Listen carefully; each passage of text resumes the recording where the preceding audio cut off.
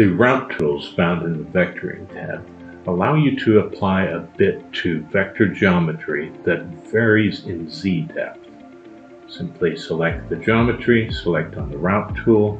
Now this is typically going to be done with a V bit, but you can select any bit you wish. Select the profile you wish.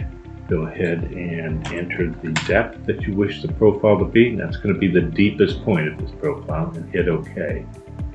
Now you can edit where that depth point is on the profile by clicking on the Edit Profile tool, and then you'll see a green dot will appear. You can move that dot anywhere you wish to change the effect of that profile.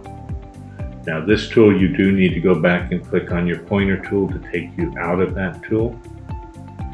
Now this can be applied to any geometry.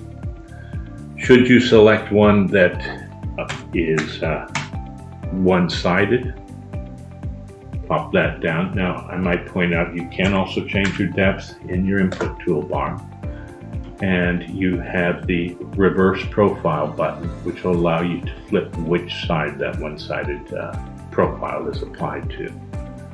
There are also profiles that kind of like a leaf profile.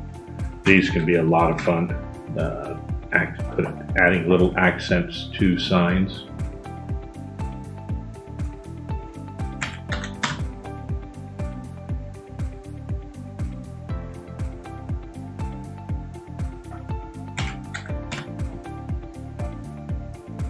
As you can see, you can have a lot of fun with this.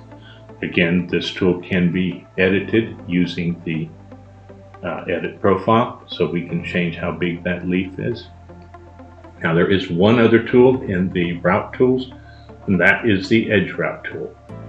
This tool will just apply whatever bit you select to the edge of the board. You can set the depth of that, but that will set that bit all the way around.